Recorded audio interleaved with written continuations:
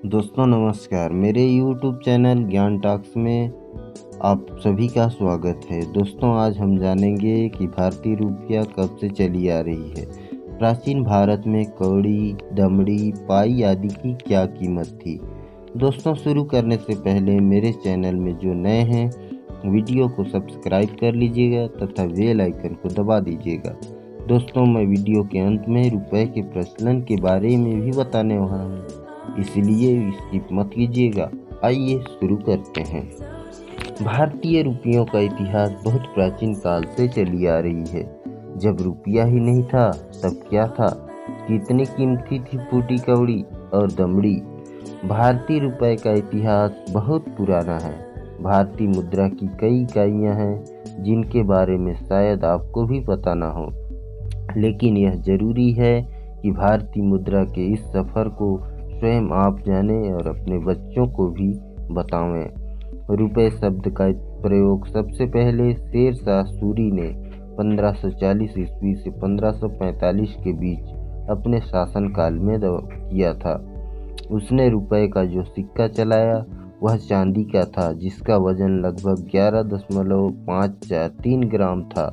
उसने उसी दौरान तांबे के सिक्के, जिन्हें दाम, और सोने के सिक्के, जिन्हें मुहर कहते हैं, भी चलाए।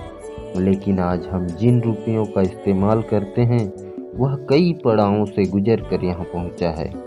जब रुपए का दशमलवीकरण नहीं हुआ था तब 11.66 ग्राम के वजन वाले रुपए के सिक्के को 16 आने या 64 पैसे या फिर 192 पाई में बांटा गया था।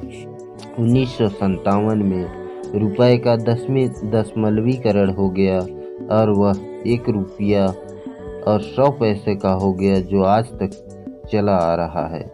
प्राचीन भारत में मुद्रा को किस तरह वर्गीकृत किया गया था, आइए जानते हैं। आज जिस 1 रुपए की कीमत हमारे लिए न के बराबर है, कभी वह बहुत बड़ी मुद्रा मानी जाती थी और उससे भी कई छोटी मुद्राएं प्रचलन में थीं। कई बार हम अपनी गरीबी को दर्शाने के लिए कि मेरे पास 1 फूटी कौड़ी भी नहीं है का प्रयोग करते हैं। वह कौड़ी भी प्राचीन भारत में मुद्रा हुआ करती थी। हम फूटी कौड़ी से रुपए तक के सफ़र को ऐसे वर्गीकृत करके समझ सकते हैं, जैसे 3 फूटी कौड़ी 1 कौड़ी के बराबर मानी जाती थी और 10 कौड़ी मिलकर 1 दमड़ी बनते थे, और वही 2 दमड़ी 1 धेला के बराबर, और वही 1 धेला 1.5 पाई के बराबर, और पाई 3 पाई मिलकर 1 पैसा बनते थे, और 4 पैसा मिलकर 1 आना बनते थे, और वही 16 आना 1 रुपया माना जाता था। इसे इस प्रकार भी समझ सकते हैं कि 1 रुपया 265 दमड़ी के बराबर थी, और 265 दमड़ी मिलकर 192 पाई का निर्माण करते थे, और 192 पाई 128 धेला के बराबर था, और 128 धेला 64 पैसे माना जाता था, और 64 पैसा 16 आना के बराबर था, और यही 16 आना मिलकर 1 रुपया बनते थे।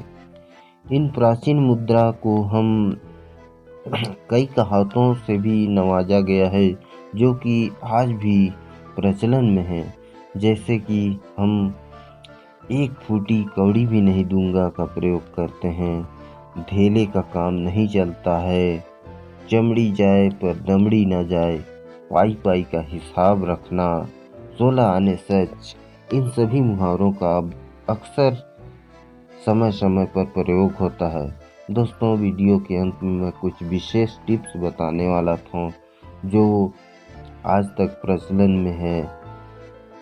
पहला है, 1861 में पहली बार 10 रुपए का नोट आया। 1864 में 20 रुपए का नोट आया। 1872 में 5 रुपए का, 1900 में 100 रुपए का नोट, और 1905 में 50 रुपए का नोट। 1907 में 500 रुपए का, और 1909 में 1000 का नोट बाजार में आया, जो कि अब 1000 का नोट प्रचलन में नहीं है। और 2000 का नोट 8 नवंबर 2016 को नोटबंदी के बाद भारतीय रिजर्व बैंक द्वारा जारी किया गया और 10 नवंबर 2016 से अनवरत चालू है, जो निरंतर चला आ रहा है।